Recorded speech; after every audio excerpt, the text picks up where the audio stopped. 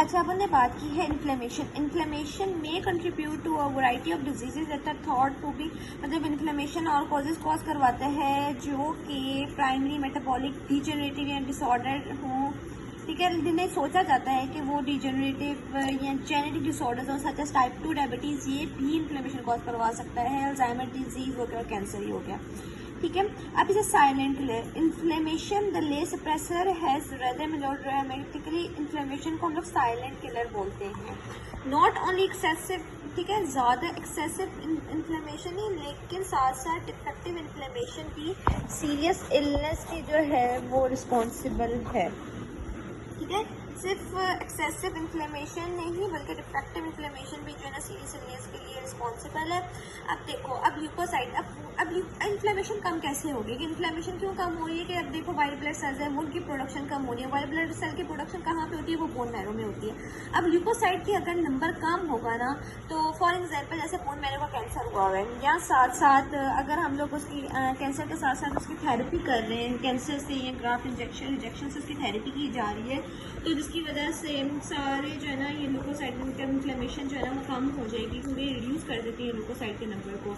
Inflammation जो है ना उस वक्त टर्मिनेट होगी जब जो ऑफेंडिंग एजेंट है ना, जिससे माइक्रोब हो गया या फिर जो टिश्यू डैमेज है वो एलिमिनेट हो जाए, ठीक है।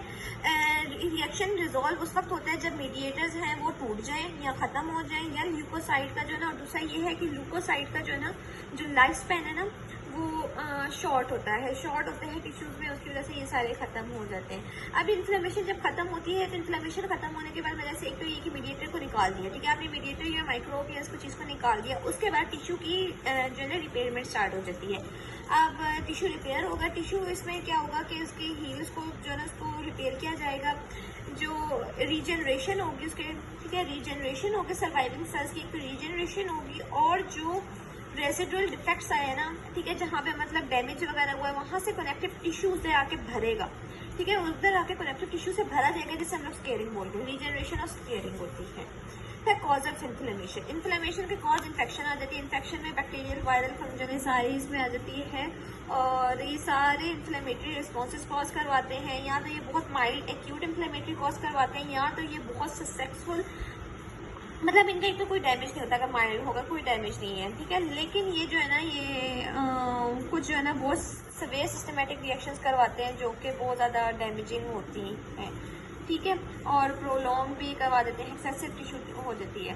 फिर दूसरा कॉज है कि इसमें जो है ना टिश्यू नेक्रोसिस होती है। टिश्यू नेक्रोसिस में इस्कीमिया आ जाता है, ट्रॉमा आ जाता है, कोई भी टिश्यू को इस्कीमिया हो गया, ठीक है, ट्रॉमा हो गया, फिजिकल केमिकल इंजरी आ गई, थर्मल इंजरी हो गई, बर्न्स हो गए, फ्रॉस्टबाइट हो गई, सारी इसमें आ जाती है। इसको रीड कर लीजिएगा।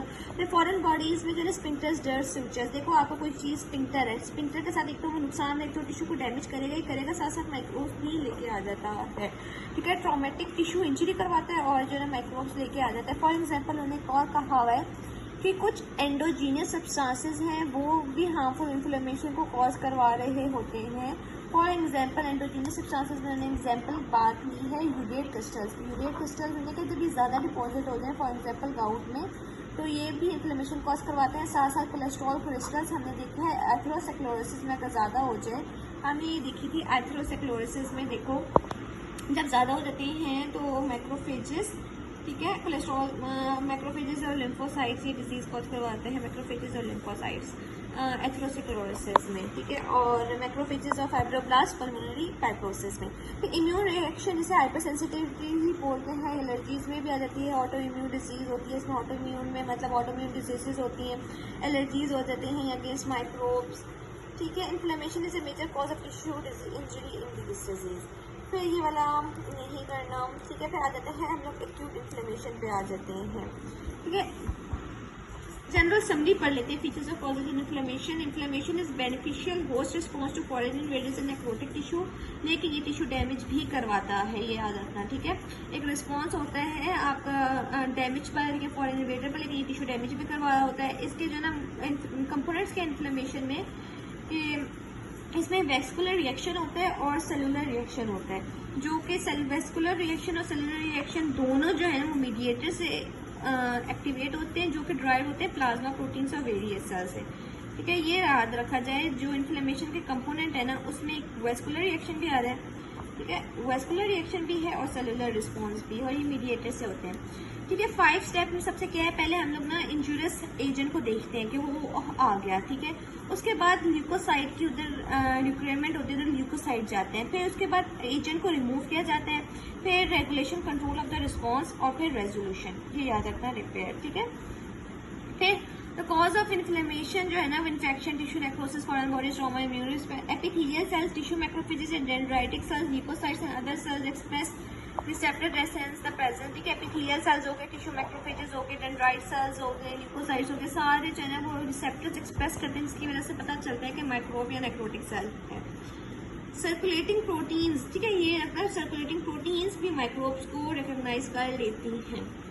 पे है जो आउटकम है ना एक्यूट इन्फ्लेमेशन का, वो ये है कि या तो जो स्टिमुलस है ना, जो स्टिमुलस आ रहा है उसकी एलिमिनेशन हो गई है, followed by decline of the reaction and repair, और उसके साथ साथ उसकी एक तो ये कि स्टिमुलस आ रहा है, ठीक है। एक्यूट इन्फ्लेमेशन में क्या होगा कि उसके जो है ना एक तो स्टिमुलस का रिमूवल हो गया, साथ साथ रिएक्शन में डिक्लाइन आया है और डैमेज टिश्यू को भी रिपेयर किया गया है और persistent injury resulting in chronic inflammation.